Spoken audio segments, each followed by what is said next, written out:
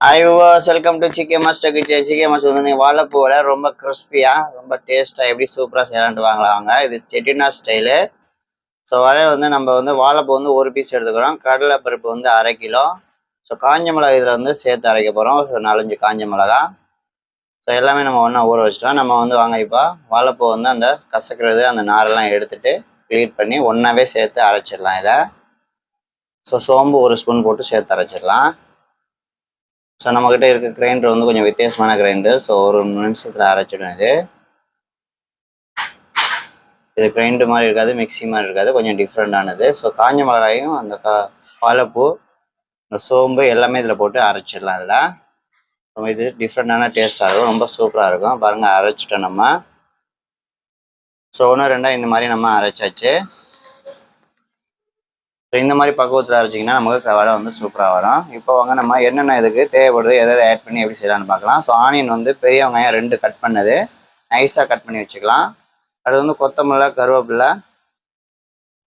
கருவேப்பிலை நம்ம தேவையான சேர்த்துக்கிறோம். இஞ்சி வந்து 2 ஸ்பூன் அளவு, பச்சை மிளகா வந்து 2 பச்சை மிளகா. ஸோ ஆல்ரெடி நம்ம காஞ்ச மிளகா சேர்த்துட்டோம், அதனால 2 பச்சை மிளகா. கரம் மசாலா வெரி இம்பார்ட்டண்ட்டாக சேர்த்துக்கிறோம் இதுக்கு மசாலா வடைக்கு. ஸோ கரம் மசாலா வந்து 1 ஸ்பூனு. தேவையான சால்ட் ஆட் பண்ணிக்கலாம்.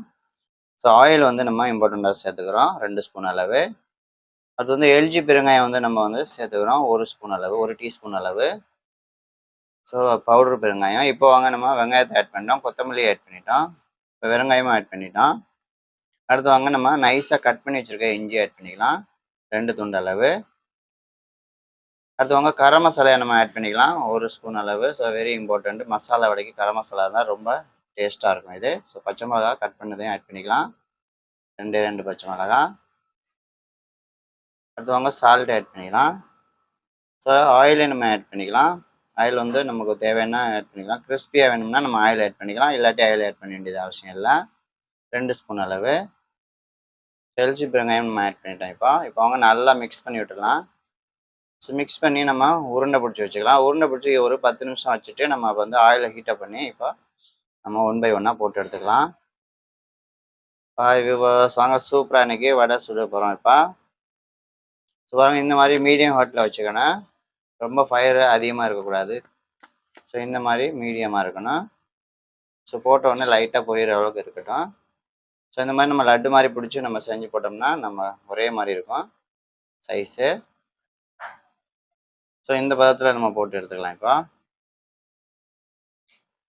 ஸோ சூப்பராக மீடியம் ஃபயரில் வந்துட்டுருக்கு. ஸோ நம்ம வீடியோ சப்ஸ்கிரைப் பண்ணுங்கள், ஷேர் பண்ணுங்கள். தேங்க்யூ. ஸோ ஃபுல் டீட்டெயில்ஸ் வந்து நம்ம டிஸ்கிரிப்ஷனில் கொடுத்துருக்கேன். ஸோ அதில் பார்த்து நம்ம கரெக்டாக செய்யலாம். ஸோ பாருங்கள் வடை வந்து சூப்பராக வந்துட்டுருக்கு. ஸோ ஒரு பீஸ் கூட உடையாது. ஸோ அந்த மாதிரி இது நல்லா கிறிஸ்பியாக வரும். இந்த வடை நல்லா கலர்ஃபுல்லாக இருக்கும், டிஃப்ரெண்டான. அந்த காஞ்ச மிளகா போட்டு அரைச்சிங்கன்னா தான் நமக்கு இந்த மாதிரி கலர் சூப்பராக இருக்கும்.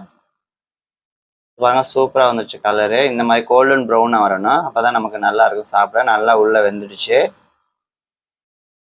ஸோ இது வந்து டிஃப்ரெண்டான டேஸ்ட்டாக இருக்கும். எல்லாம் நம்ம அரைச்சி பாருங்கள் சூப்பராக வந்துச்சு. நம்ம வந்து தேங்காய் சட்னி வச்சு நம்ம இருக்கோம், எப்படி நல்லா வெந்துடுச்சு பாருங்கள், உடச்சி வச்சுருக்கோம்.